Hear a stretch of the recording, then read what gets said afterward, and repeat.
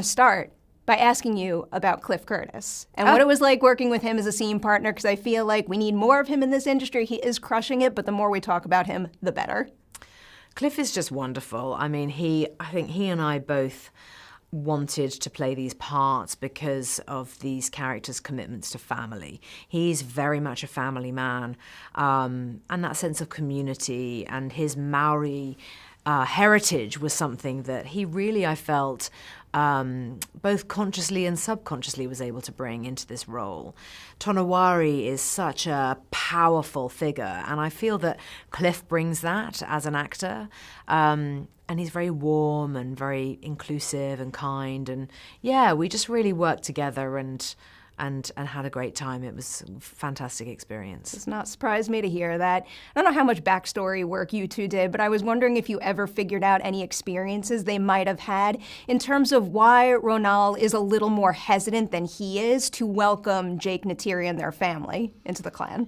I think what I felt was very important to convey is the sense that Ronal is absolutely the matriarch. She is the leader of her clan. And I think she will stop at nothing to protect that and to protect what they have created. They really care for and look after not just their family, but that entire village, that entire community, the Metkayina clan. And so the idea that anything from the outside could pose any sort of threat is something that I think as a mother she just instinctively feels and feels very wary of. She loves her little tribe. She loves her family. She wants them to have their freedom and not be in any way, I suppose, restricted or, possibly kind of threatened.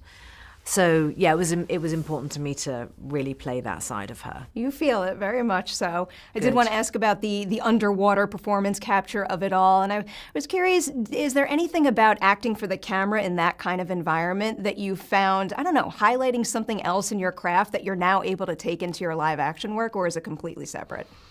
It's such a totally different experience, and in many ways, motion capture is it's almost the most pure form of acting, and people wouldn't really think that because, you don't see us as real people. You see the blue version of us as actors.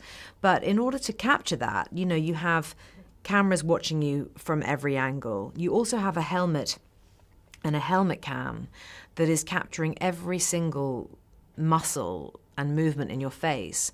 So you can't hide. Even your eyeballs, the movement of your eyeballs is captured.